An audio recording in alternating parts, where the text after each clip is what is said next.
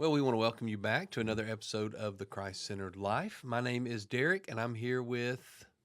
Lindsay. Hey, Lindsay. Hey. How's your day going so It's far? going great. It's been You a know good day. what? This is one of my favorite parts of the day. I get Me to sit and too. talk with you about something that really matters. And last time we were together on the podcast, we talked about, we took our listeners from none to one. That's right. We've been kind of walking through our story from the beginning when we met and dated and were engaged and married and then introduced a child into our family. And so, yeah, that's where we left off last time was we had a kid. And this episode, we would like to go from all the way to having all five children and kind of talk about the difference in having one child and now we have multiple children. We have a large family. We have a family that will just barely fit into a minivan. Yeah. Every seat is full. That's right. And so we want to talk through some of the challenges and then really the joys of that. I think for this episode, our goal should be that there are people who are listening who think, I just can't do that. Mm-hmm. That can't be my family life. Mm-hmm.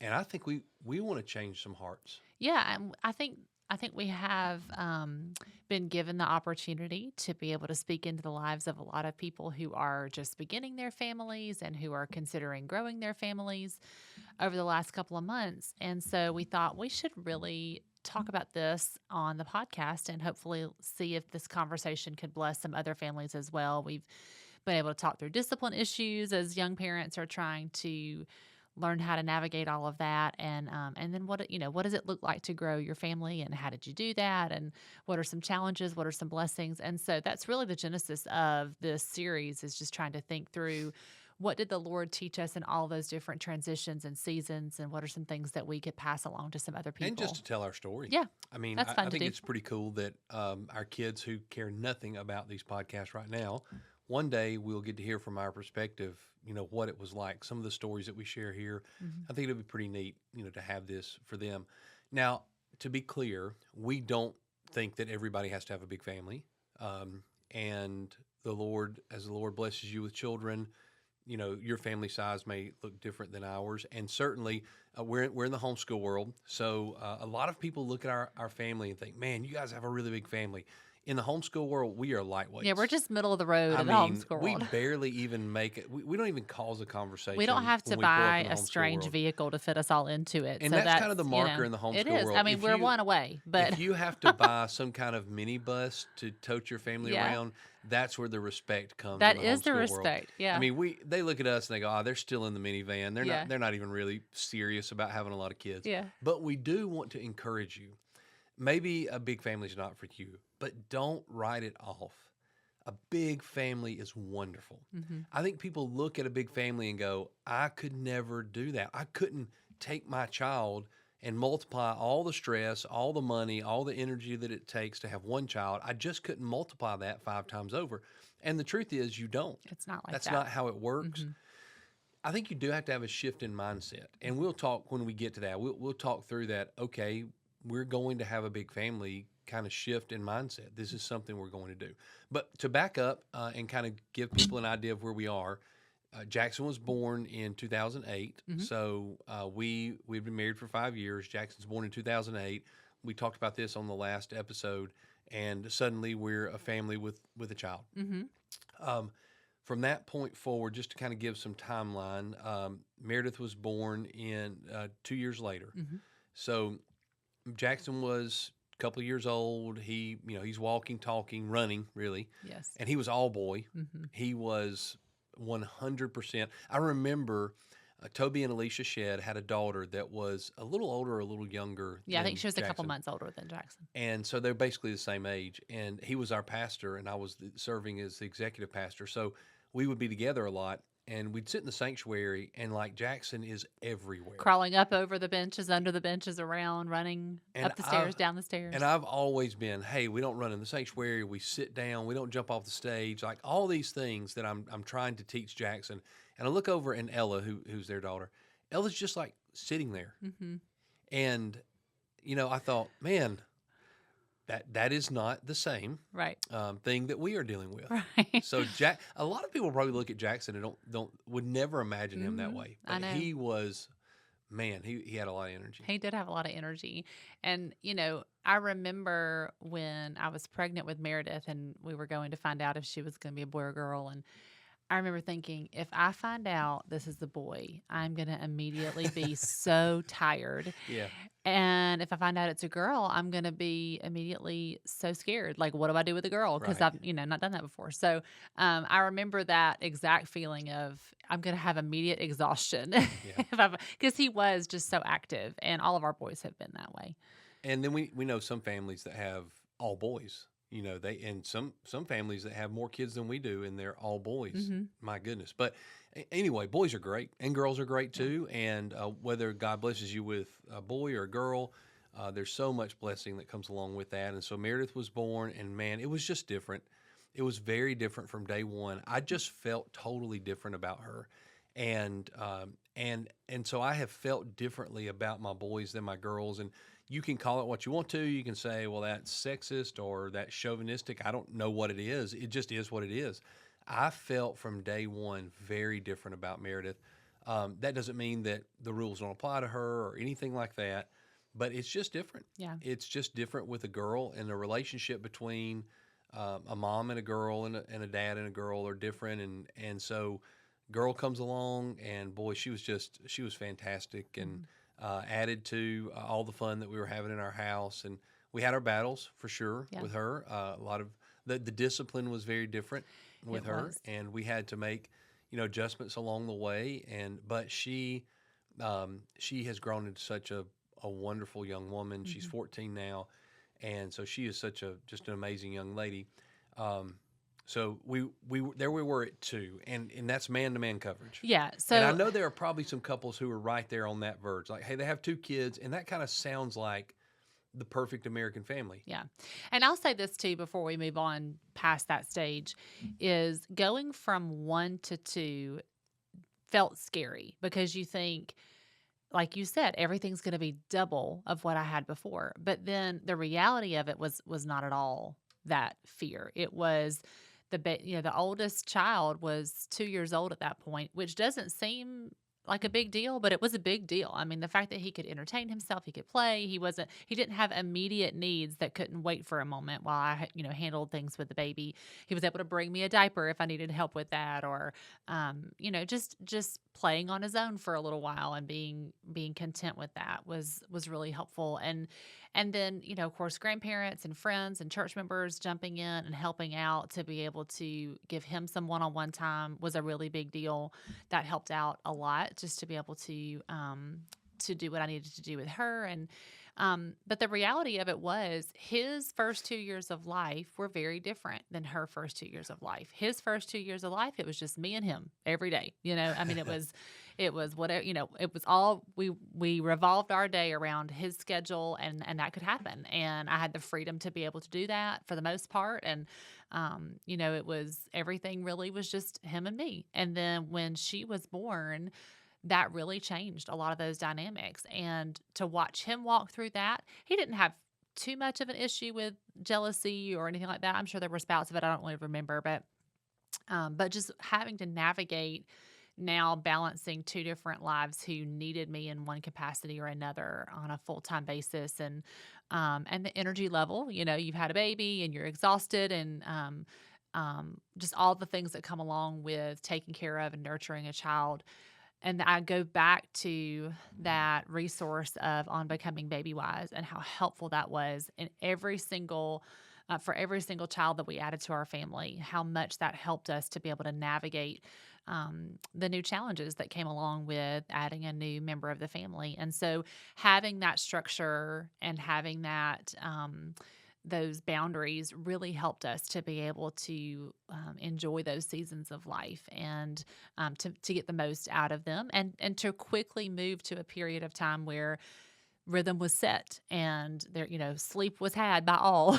That's so important for And for even us. though, yes, a baby disrupts the pattern somewhat, the pattern is set. You did that hard work with child number 1. Mhm. So, and so with child number 2, yes, we've got to adjust the pattern because now there's a second child, but we're not creating the pattern. Exactly. And one thing that I noticed, difference in the first child and second child, is with Jackson, it felt like every stage, there's a difficulty with every stage, and it felt like that would last forever. Yes. So those times where the exhausting time to me is, I'm old enough to run, but I really don't have great balance.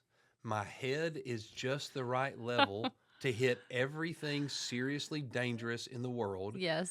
I can jump into a fire pit. I Mm-hmm. can jump into a pool.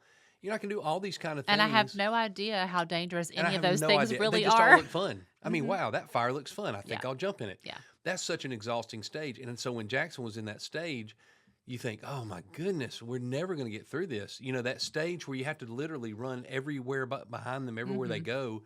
And you think, well, at any moment is imminent danger for this kid. But that stage doesn't last forever. It So doesn't. with Meredith, first of all, she was a little less, energetic, and she wasn't all over the place like Jackson had been. But also we knew, it'll be over. Right. It won't last that long. And I mean, any given stage, especially 5 years and younger, if you're disciplining and if you're being consistent in your schedule and your patterns, any given stage is going to last at most a few months. Right. And it's just a few months of your life, and you deal with it, and you move on, and then that stage or that pattern changes, and you go on to the next challenge. So with the second child, I knew that more. I also wasn't as concerned. Meredith came out of the womb talking, but with Jackson, I wanted to correct everything he said that was incorrect. Like, no, son, say it this way. That's not correct. And I remember with Meredith, I didn't want to do that. There were a few cute little things you wanted to hold on to. Yeah, I wanted her to keep that for a little longer because I knew she'll figure this out eventually, and there's no rush for me to correct her vocabulary. And here she is at 14, by the way, and she has a tremendous vocabulary. Yeah. She's a great public speaker, so it didn't damage her in any way. Right. So if you're out there and you got a little kid and he says cute things, we encourage you, skip the baby talk. Right. Speak to your children as adults. You want your children to be able to carry on an adult conversation. But when they're 3 or 4 and they talk like a 3 or 4-year-old and they say cute things and they get phrases wrong, they'll grow out of all that. Just let them say it. Yeah. What was your favorite one? It was, you know what it was? It was get you. So she would say, and she was very young. I mean, she was really young, but she would come up to me and she would stick out her arms and she would say, get you, which means get me. And she got that because I said, do you want me to get you? And so she would say, get you, Daddy, get you. And then I remember I went on a mission trip. I was gone for about 10 days. I came back, and it seemed like she looked at me and said, Father, will you please pick me up? Like, no, baby, you're supposed to say, get you. You're not supposed to say that. Right. So that was one. But I will say, just as we're talking about the language and everything with our children, you said it already, but I want to reemphasize it, that we were intentional from the beginning, and we did it all the way through all of our children to speak to them as if they could understand every word we were saying and like we were just talking to one another. We did not want to create the environment of improper grammar or baby talk, because they're learning. They're sponges at those early ages, and they're listening to the language, and that's how they develop those language skills to later be able to communicate. And so we were really careful to do that, and now I'm glad that we did. That was really helpful. And they understand way more than you give them credit for, or than you realize that they do. I'll remember one time with Meredith when she was about 18 months old, and I had put on a pair of boots. And she looked down at my shoes and she said, "What are those?" And I said, "These are boots." And she ran to her bedroom and pulled out her shoe drawer and looked all through her shoe drawer and ran back to me and she said, "I not have boots." Like she wanted to make sure that I knew she didn't have anything like that, and that was a problem. Yeah. So, but it was just so fun to watch them develop that language and speak and communicate with us, which really solved a lot of problems before they ever began. Yeah. So a lot of communication is so important. It is. A lot of behavior problems, a lot of tantrums, you might call them, come from an inability to truly communicate to the adults what's happening, a frustration that can't be communicated. And so, in order to curb that from the beginning, one thing that we did with all of our children was teach them sign language. So, Baby sign language, baby which sign is real language. sign Just language. it is You just some just simple. choose the most important words for them. Right. So please, thank you, more, drink, those kinds of things. And we will not say which one, we but won't. one of our kids. So drink is you bring Yes. your hand up to your mouth like you're drinking a drink. Yes. One of our children clearly understood how to say it, Yes. but this particular child chose their own way to say it, which Yes. was to bang themselves in the head.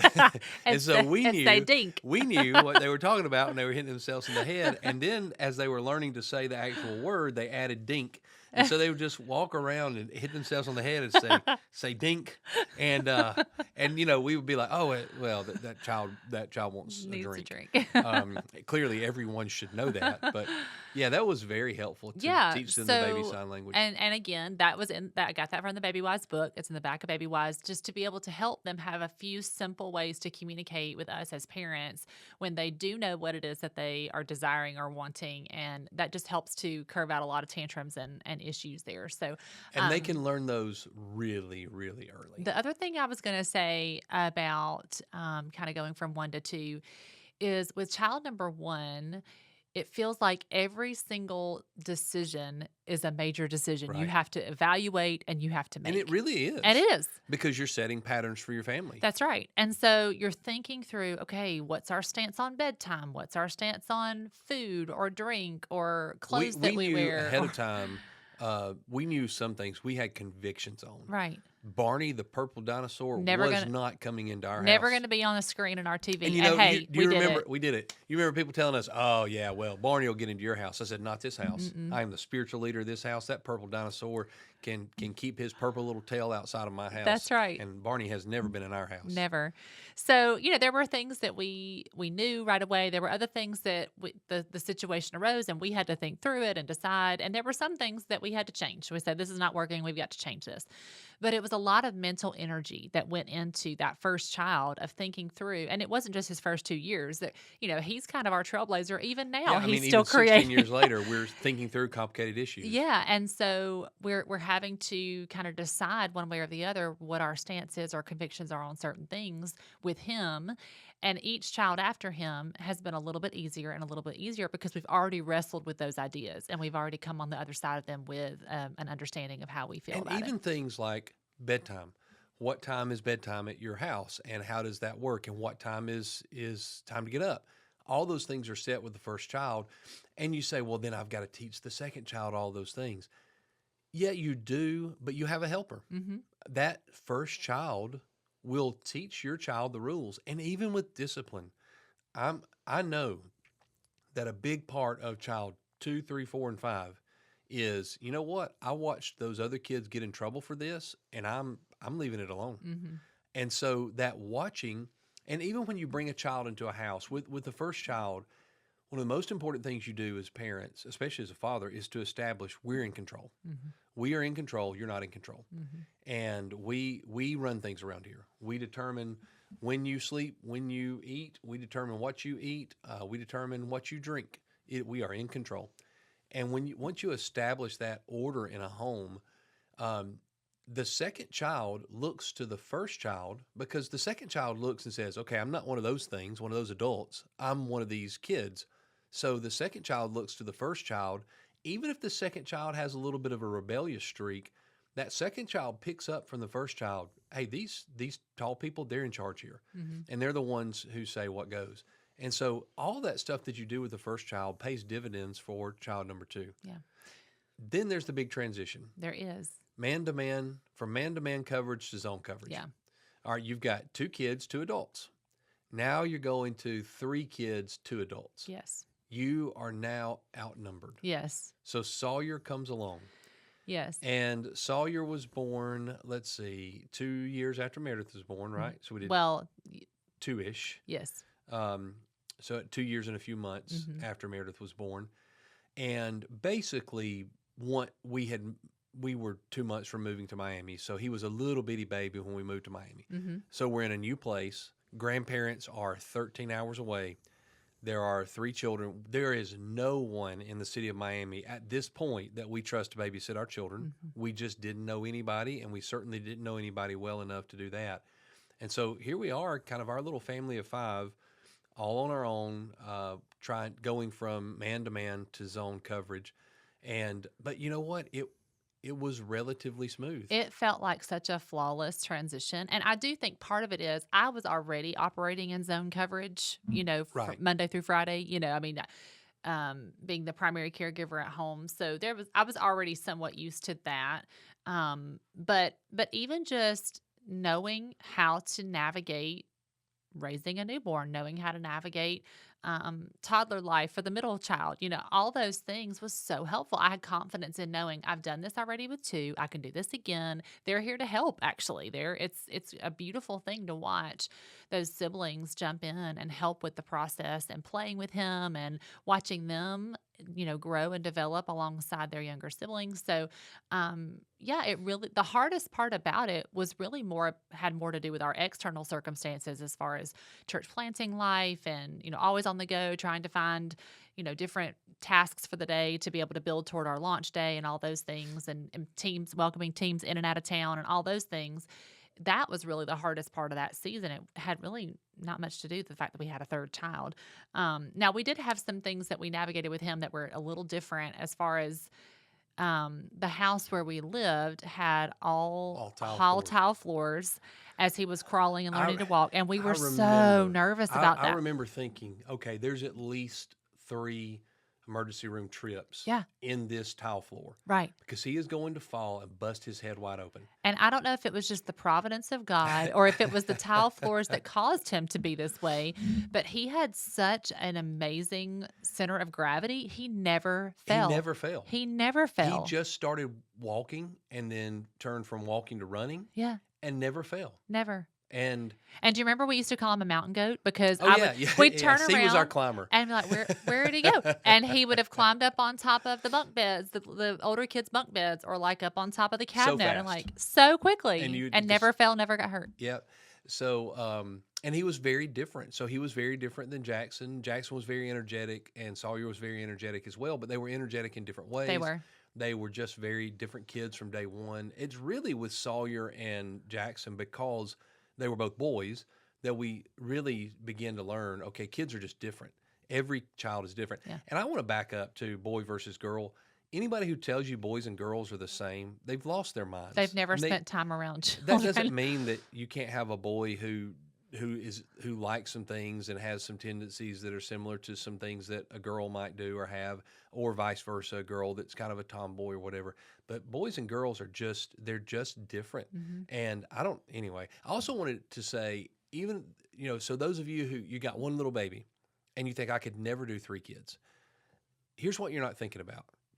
By the time Sawyer was born, Jackson, he can dress himself. Shower himself. He can shower himself. He can put shoes on. He can buckle his own seatbelt. That's right. He can eat his own snacks. Mm-hmm. He can sit at a table and just drink a drink out of a cup. Mm-hmm. And those things that are stressing you to the max right now, that you're fighting an alligator to put its clothes on. It's what Right. it feels like when you're clothing a baby. Right. You're not going to be doing that with a 4-year-old. Mm-hmm. The 4-year-old is going to be, and listen, I promise you, whatever you think your little boy or your little girl can do, they can actually do more. Yeah. They- Tell us about the eye-opening moment that caused you to realize this. So we realize, and parents need to be aware of this. Your children are constantly sandbagging on you, tricking you. They can do more than you think they can do at every single stage, and it's part of being a kid. Like if you can convince mom and dad that you're not as capable as you are, then mom and dad do more for you. So I was going on these trips to West Africa, and we would and I would go out to the really remote parts of West Africa and be in these villages, and I would go for 10 days at a time, and I went on several of those trips. And every time I went, I would look around at the little kids and go, oh wow, these kids are proving to me that my kids, we're not expecting enough out of our kids. So I was on a trip, and there was a kid, there's no way he was 2 years old. So he was somewhere between a year and 18 months. He was walking. He was stable in his walking, but that's about where he was. And we did this thing called a tea ceremony, and there's a little stove involved in it. And it's a little stove that has a handle you carry it around and all this kind of stuff. So the kids are in charge of making the tea ceremony happen. It's very much a seen and not heard kind of situation with the kids there in West Africa. They just know their roles and do their part. And so when the adults say, hey, we're going to have a tea ceremony, all the kids go into action, making it all happen while the adults talk. So we have our tea ceremony. And then when it's all over, all the kids do what they're supposed to do and put everything up where it's going to go. And I look down, and this little 18-month-old has picked up the stove by the handle. Nobody told him to do it. Nobody said, hey, it's your job. He picked up that stove and he waddled over and put it right where it had been before the tea ceremony began. And then he walked off and went on to the next thing that he was doing. Now, I am not advocating that you have your 18-month-old pick up a hot stove. Right. I'm just saying, if that kid can pick up a hot stove without being told by anybody, your 18-month-old can actually pick those Legos up and put them back in that box. Yeah, they might be able to put their clothes in the laundry basket. They can actually put their clothes in a laundry basket, but they'll sandbag on you if you. And I remember another night when actually we already had 3 kids when this happened. It was just like stressful bedtime. Bedtime can be a very stressful time if you're not careful. And so we got 3 kids. We're trying to get 3 kids ready for bed, and I am absolutely convinced that Jackson and Meredith, not Sawyer, he wasn't old enough yet, but Jackson and Meredith can both do everything needed to get themselves ready for bed without any adult help. Mm-hmm. And so so I called them in, and I said, hey, guys, listen, I got a deal for you. If you can get yourself ready for bed, if you can take a bath, wash everything, wash your hair, wash everything, brush your teeth, get your pajamas on, do all of that without any help from mom or dad, then I will give you, and I think it was like a little Snickers bar. I'm like, I will give you one of these. Well, it was like a race to the top of the mountain. Mm-hmm. They took off. They did everything needed. Meredith was probably 2 years old at this time. Jackson's probably 4. They did absolutely everything needed to get themselves ready for bed. I smelled their hair. I smelled their breath, made sure that they had actually done these things. They're in pajamas. They're ready to go, and they come back in for their candy bar. I give them the candy bar. I'm like, boy, you have betrayed yourself for a candy bar. That's right. Now we know. Now we know you can get this done. So your kids can do more, and that's one of the things, whether you have 1 kid or 18 kids, is you've got to continually let your children outgrow their need for you. Yeah. And it's a hard thing for parents, especially for moms. Well, and that's the goal of parenting. It it's is. That gradual release of responsibility to the point where they become adults and they are responsible for themselves. And all those little things along the way are opportunities for us to teach them, to shepherd them, to show them. And it's an opportunity for them to make mistakes and for us to help correct those mistakes in a very safe and loving way, You should teach your children to brush their teeth while they have baby teeth. Right. Because they're all going to fall out. That's right. It's a great time for them to learn how to brush their teeth. That's right. Because once those permanent teeth come in, permanent teeth, permanent damage. Baby teeth, if they blow it on those baby teeth, it's going to be okay. They'll fall out. So we've had through the first 3, we've had our share of lessons and scares, and we had plenty of things that we could talk about. I remember one time in particular, one of our children ate their entire bowl of trick-or-treat candy in one sitting during the nighttime. Yeah, while we thought that particular child was asleep. Yes, and we woke up to Tootsie Roll wrappers all over the bedroom. And it was not in an easy place to get. Mm-mm. It wasn't like, we left it on the kitchen counter. Right. No, this was put away in a closet, and I promise you, if people think they can guess which one this is, they're going to be wrong. Oh, yeah. But anyway, this child got up in the middle of the night and ate, and then we found the wrap. It was so much. Oh, it was a lot. It was so much candy. I'm talking about picture, you have a bucket that you take a kid out, and they fill it up with Halloween candy. Yeah. That entire bucket was candy, eaten. Baby. It wasn't Halloween candy. Yeah, that's right. Fall Festival candy. That entire bucket of candy was eaten. It was all like gone. To the point where should we go have this? We considered taking to the ER. Stomach pumped. Yeah, so much candy. But they had slept. They had slept. Right. For a while slept after it off. the crash. So we thought. Anyway, that's why we were sleeping. Yes.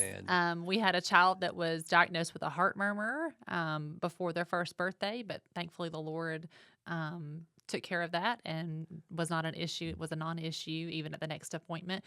We also had a child who, because, well, I'll just say who it was. It was Sawyer.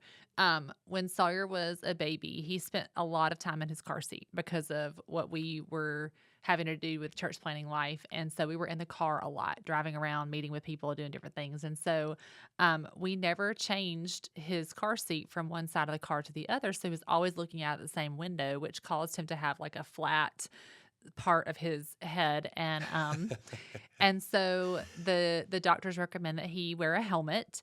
And it really freaked me out. And it was a lot of money. It was going to be a lot of money. It was like $5,000 for a helmet. Yeah, and so we contacted our pediatrician back in Birmingham, because at that point we hadn't been there very long and had not found a pediatrician that we were super happy with yet. And so our pediatrician in Birmingham looked at all the images and everything, and he said, "Listen, this is not necessary, and as soon as he starts rolling and crawling, it's going to correct itself. You do not have to invest in fact, this helmet." Said, if you'll just move him to the other side of the what he car, said. Just move it'll the car fix it. seat. Yeah. And we moved the car seat, and it saved us $5,000. That's right. Because he started looking out of the other side of the window, and everything just rounded right off. That's right. So it was fine. We had that. But navigating those kind of decisions and not knowing what to do. Did you feel like, oh my goodness, my child's life is going to be ruined. Right. He's going to have a flat-sided head for the rest of his life, Right. and his life's going to be ruined. Right. So I think that just taught me, we had several things like that as a new parent or a young parent, having to make these kind of decisions that do feel so weighty, and it feels like, oh my goodness, like I've got to make the exact right decision in this moment, or my kid is just going to be, ruined for the rest of their life. Another plea for large families, and we started to see this with 3 kids. You start to see reflected in your children some of your strong tendencies, some of the things that make you uniquely gifted, and you start to see those and then you start to see personality traits that are coming from you, either genetically or just by observation. So you start to see yourself reflected in your children, and it can be very helpful for your own, faith development, emotional development. You also see in them the negative tendencies and some of the things that hold you back personally, and you're able to say, well, if I'm helping them in this way, then I can help myself in this way. And you start to see those kind of spread out among the children, where if you just have 1 or 2 kids, you may not see it as much, but you see those different traits spread out among the kids, and so that's helpful too. So then at that point, once Sawyer was born and we were planting the church, life got very, very busy in church planting. And so we really did feel like for a good while we were at capacity. Right. We were all in planting the church, all in serving through the church and serving through the North American Mission Board, and hosting mission teams, and just a lot of things that were going on. And raising 3 kids. And raising the 3 that we had. And homeschooling, we had made the decision to homeschool during that season. And so we were in the thick of that, homeschooling the first 2. And so there was a little bit of a gap there. And we always joke and say that Christ Center Church was actually our 4th kid. Right. And that's what it felt like. For those of you who wonder, how hard is it to plant a church? Okay, planting Christ Center Church was just as difficult and as time-consuming and as energy-draining as having our first child. Yes. And it felt just like that. And it was, in fact, we probably lost more sleep planting Christ Center Church but than we did having Jackson, because our baby started sleeping so soon, we were able to sleep at night. But church planting, I mean, it was 5:30 a.m. to midnight, nonstop on a lot of days, and so it was very, very busy in that season. But I remember this was our biggest decision point. It was. Okay, we have 3 kids. Do we try for 4? And if we kind of felt like, okay, I don't know how we even knew this, maybe we had talked about it, but if we try for 4, we're probably going to try for 5 or 6. And so it was a decision point. Yeah. Are we going to stay where we are as a family, or are we going to go ahead and see if the Lord would bless us with another child? So that was a big decision point. Yeah. And the factor was not so much adding another child to our family. That didn't seem, I think adding number 3 and saying, adding number 3 really wasn't that big of a deal. And we had talked to several families who said, look, once you get to 4, I remember another pastor. He told me once you get to 4, it's like your children become their own entity. Right. It's like there's the Allen children. Oh, there go the Allen children. And so those of us who, those of you who know us now probably feel that way. Well, they are the Allen kids, and they kind of like they in some ways kind of run themselves. They're like this little entity that just kind of does its own thing.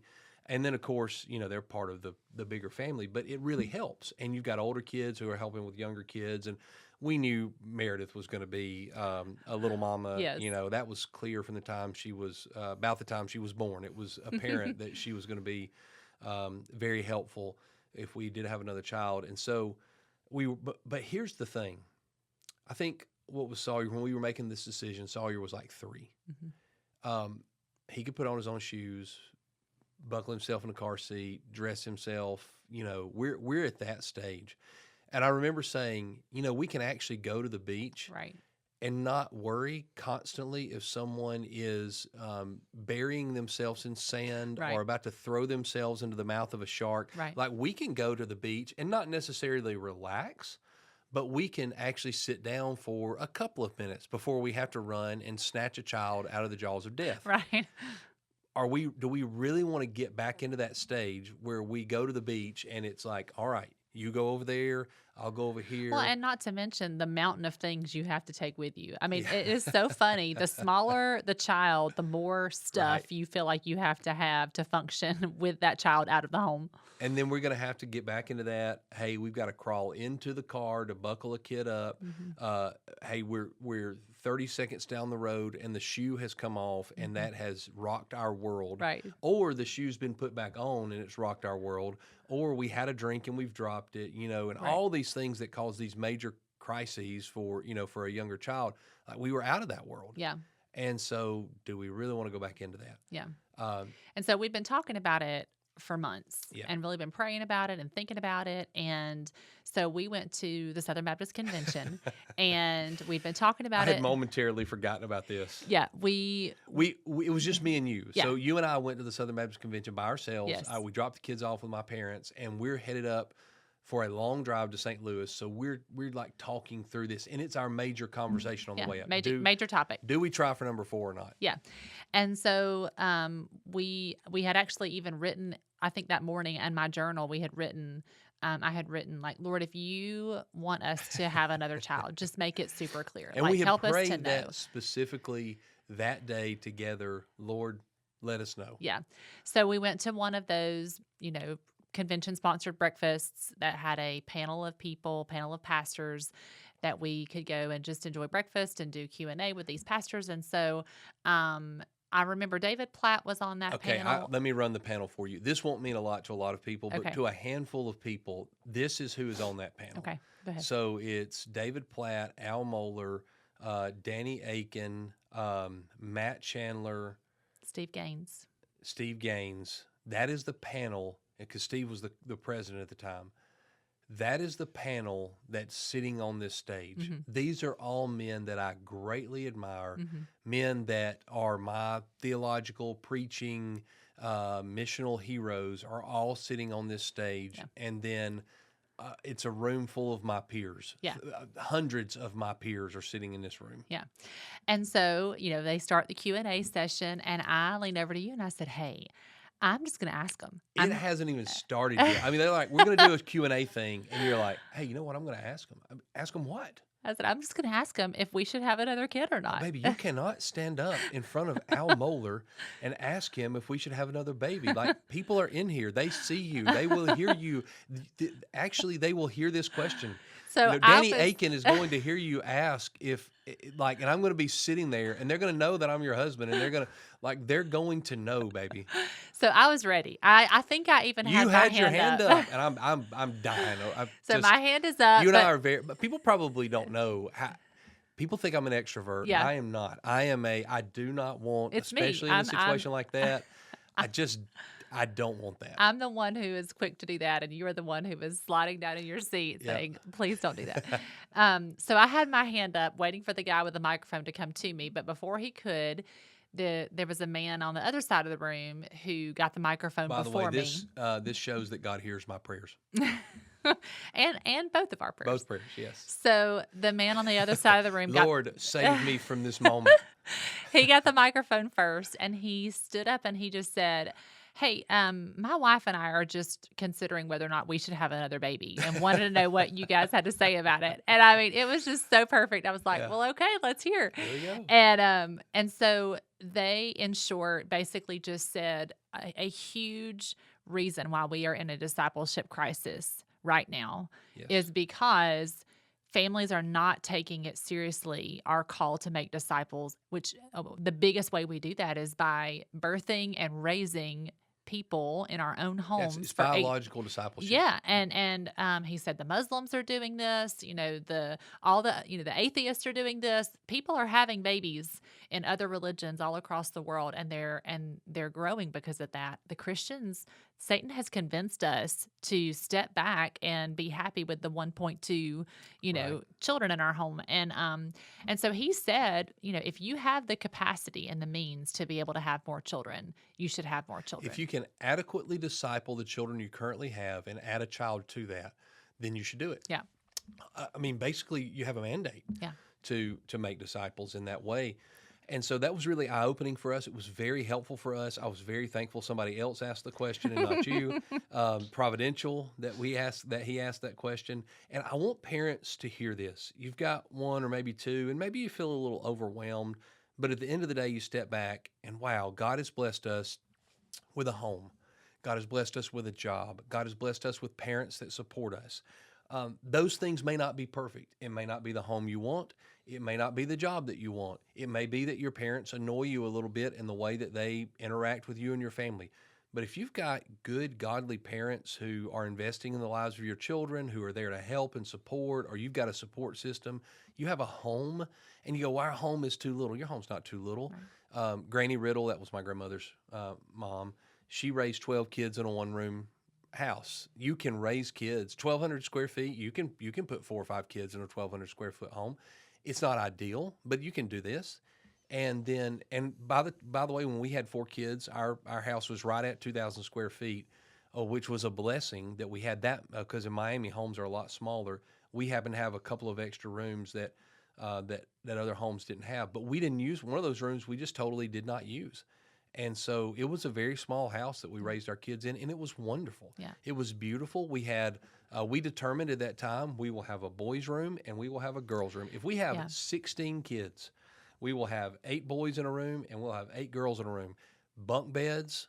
Man, it's amazing how many Stack bunk them as beds. high as they can Stack go. them in there and And you made it so fun. You built this awesome bunk bed for our boys that had a slide of death until you altered it enough for it to not be the slide of death. It was a slide of near death. Yes. At that point. Had a little tunnel underneath it. Did. It did. It was so great. And it's those kinds of things that really I think our children will look back on, and it will just build that nostalgia for them of what a cool. And listen, just think back to the house you grew up in. The house you grew up in. If you haven't been back to it in a while, I guarantee if you walked in it, you would say, why is this thing so small? Right. I remember it being so much bigger. Yeah. It just, when you're a kid, you don't really care about that stuff. It's right. Parents who care about that stuff. Yeah. And one of the pivotal moments for me in that was I went to a homeschool convention and heard a lady speak who, I don't know, they had a whole slew of kids, 9, 12, something like that. It was a big number. And most of them were adults by the time I heard her speak. And she said that many of them had chosen during college years or even just shortly after college years, if they were not yet married, to live with one another, to room with one another, and they still had great friendships. And so she said she asked each of them individually, separate from one another, what do you think has contributed to your close relationship with your siblings? And she said every one of them answered that question the same way, give or take a little bit of language. They said that 2 things contributed to that outcome. One was limited time with friends outside of the family while they were growing up at home. So their parents intentionally limited the amount of time that they would spend away from the home, outside of the family, with friends. And then the second was being required to share space with their siblings. And that requirement of sharing space actually helped them learn interpersonal skills with one another, helped them learn how to show grace and patience with one another, helped them learn how to be kind and how to be generous and just to grow to love one another. And we've witnessed growth in all of those areas We have. in our kids, and it's not perfect. And No. listen, when you put 2 girls in a bedroom or 3 boys in a bedroom, there's going to be a lot of fighting. There's going to be, I mean, our boys' room is right over our dining room, and so it is, as it should be, WrestleMania in that bedroom quite often. Yes. And but that's they're not upset with each other; they're just wrestling. But there's real arguing and real fighting that goes on. But we have watched them grow in the emotional maturity of how to handle those disagreements. And you might think with 5 kids in a house that it is just constant screaming and constant, yeah, it just doesn't happen. It's We not. don't allow it.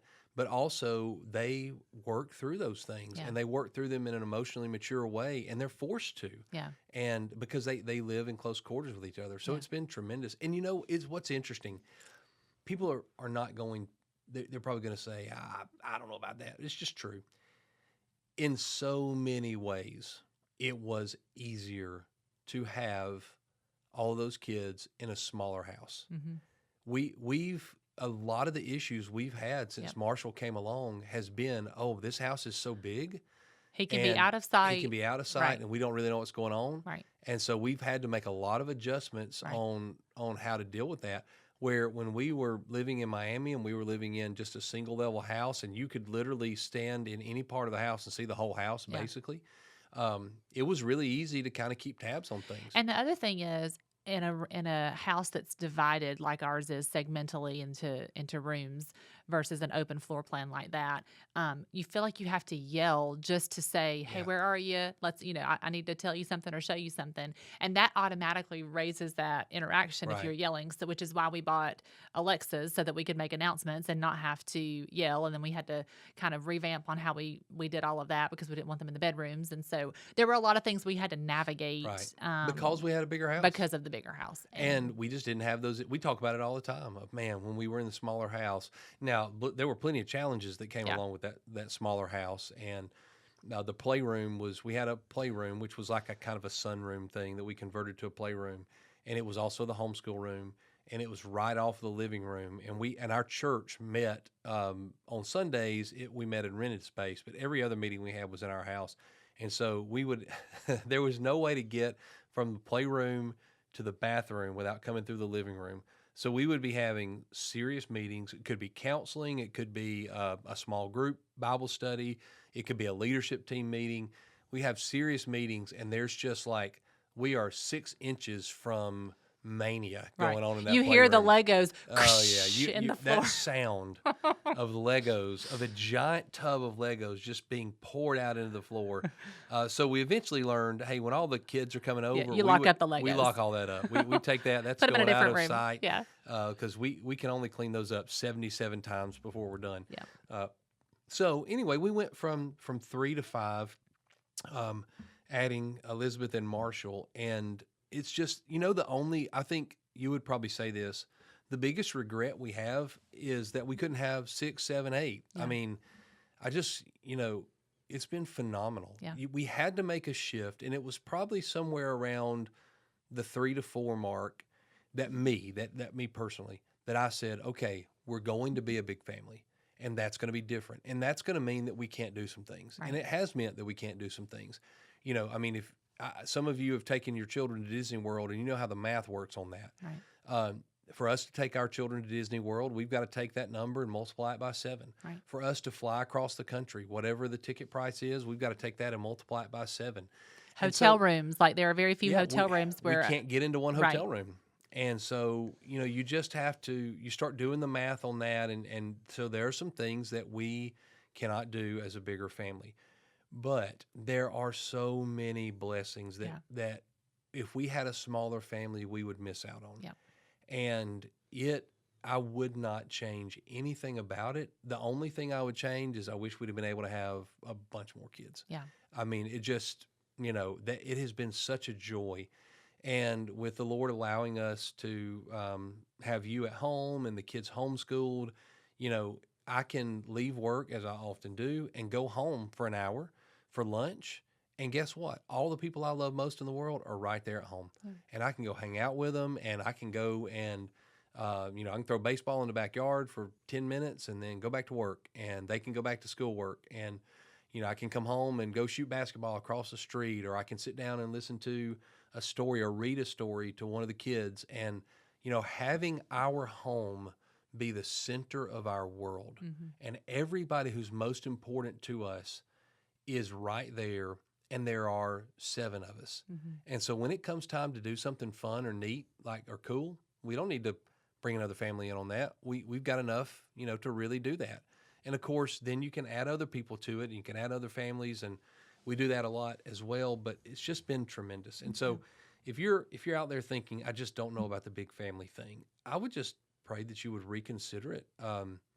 The Lord is pleased when we raise and disciple children in a way that honors Him. Yeah. And there's a tremendous opportunity that you're missing with a big family, and the world has lied to you. Yeah. The world has said a big family is death, it's chaos, it's draining, it's going to steal all your joy and steal all your fun, and the world has just lied to you about that. And I think too, when we look back at our family over the last 16 years, we really haven't had a season where there haven't been funny little people living in our home. Like we've had so much laughter and joy from these kids saying funny things, doing funny things, and then watching the older siblings invest in their younger siblings has been almost too much for my heart to contain. It has been so amazing to watch our older children turn around and invest in their younger children, whether it be helping to take care of them or reading to them or just playing with them and having fun with them, goofing off with them.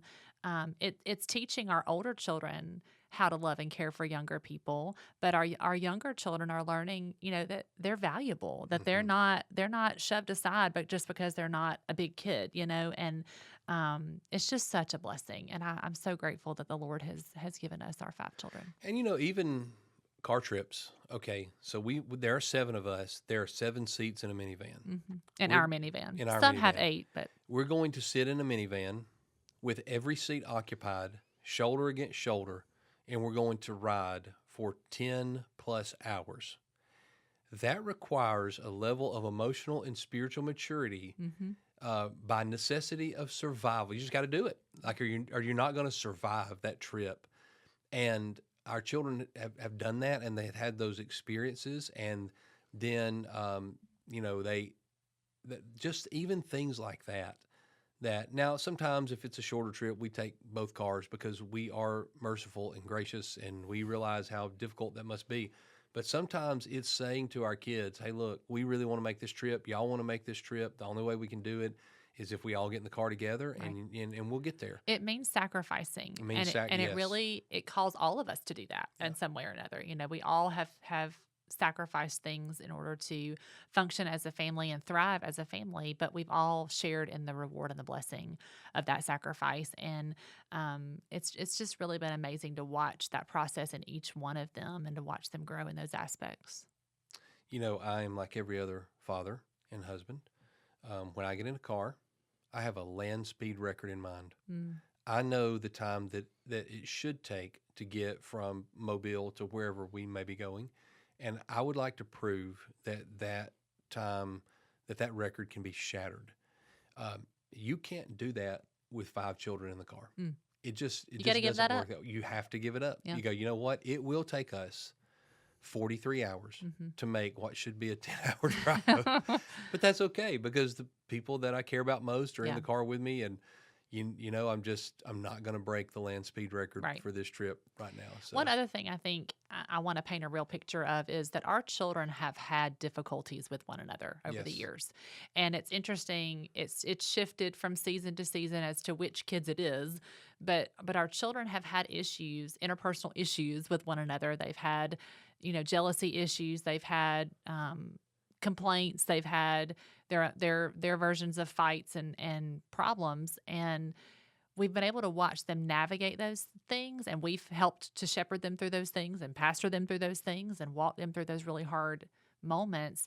So it hasn't always been that they just always just love each other and want the best for each other and all of that. They're kids and they're humans, and they all have sinful natures.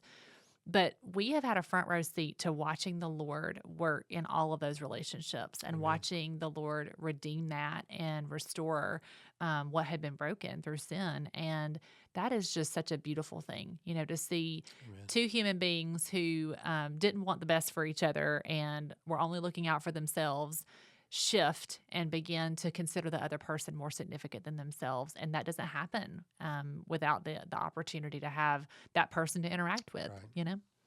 So thanks for those who've been along with us this whole journey. I mean, we started out just dating, just me and Yep. you, driving to Birmingham. Is it a date? Is it not a date? Mm. And we've walked through a whole story of engagement and then the early years of marriage and then going from no kids to one kid, from none to one.